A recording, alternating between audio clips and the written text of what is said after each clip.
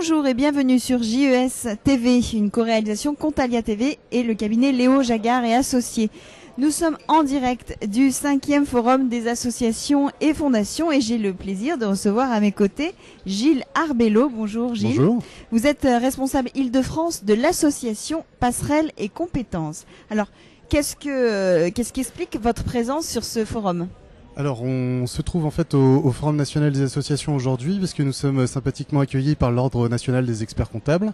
Passerelles et Compétences a été en fait choisi comme association coup de cœur l'année dernière par l'Ordre des experts comptables et celui-ci nous a donné une opportunité aujourd'hui d'avoir une visibilité sur le salon pour promouvoir le bénévolat de compétences. Alors, le bénévolat, a priori, on sait ce que c'est, mais le bénévolat de compétences, dites-nous en plus. Alors le bénévolat de compétences, effectivement, c'est une petite nuance, ça intègre le bénévolat.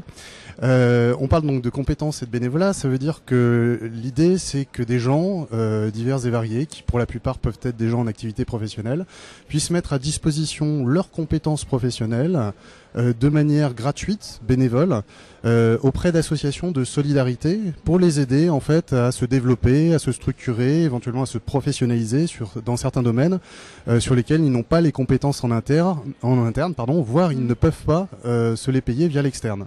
Donc nous, notre rôle, c'est de pouvoir mettre en relation ces associations de solidarité avec des gens qui peuvent répondre à leurs problématiques. Vous avez des exemples de missions, par exemple ? Alors complètement, je peux vous en donner deux qui sont assez parlants. Le premier, c'est tout simplement une personne qui serait responsable de la communication dans une entreprise, qui peut aider une association à refaire, une petite association, à refaire sa plaquette, qui est son document de communication principal généralement.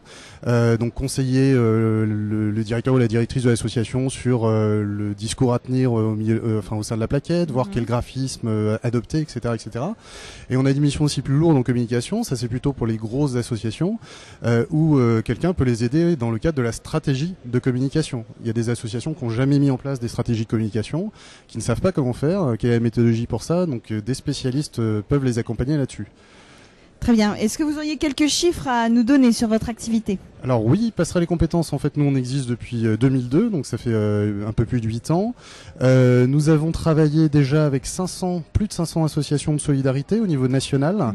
Nous avons un vivier de bénévoles de 2800 personnes, tout domaine de compétences confondues. C'est des gens qui peuvent aider les associations, donc on a parlé de la communication, mais on a aussi tout ce qui concerne les ressources humaines. Ils sont tous basés partout en France ? Alors ils sont basés partout en France, on a quelques antennes, c'est-à-dire qu'on a 10 antennes au niveau France, les principales étant basées en Île-de-France, à Lyon, à Nantes, à Bordeaux et à Strasbourg. On a l'antenne de Rennes également qui vient de s'ouvrir, et on a quelques plus petites antennes au niveau de Poitiers, je vais l'oublier, il y en a d'autres. Nîmes et Grenoble, je pense que j'y suis.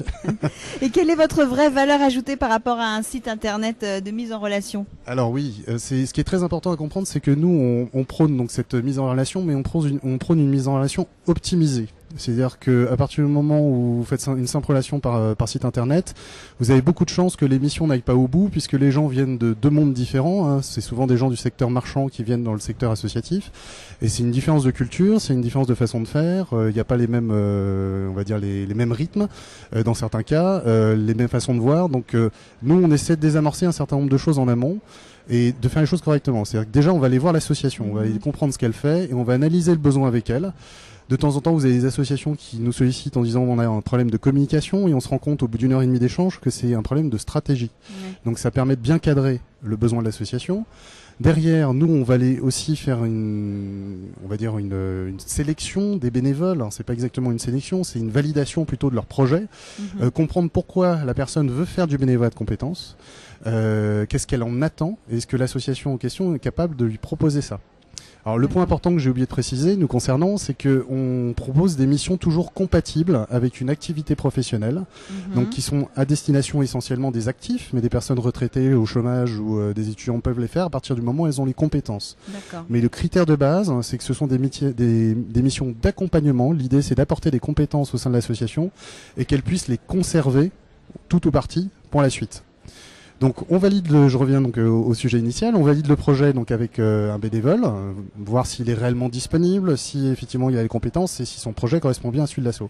On met les gens en relation et on leur demande d'établir une feuille de route, un document qui fera office de bible pour la suite, qu'ils valident ensemble et qui permet d'éviter tout problème derrière entre l'association et le bénévole sur une mécompréhension de l'investissement des uns et des autres. D'accord. Une adresse internet où on peut vous joindre? Tout à fait, elle est un petit peu longue mais je vais quand même la donner, c'est www.passerelle et compétences, donc tout attaché, passerelle avec un S et compétences avec un S. On va l'afficher de toute façon sur l'écran. .org. Voilà, merci. Merci beaucoup Gilles Merci Arbello, à bientôt. Bonne continuation.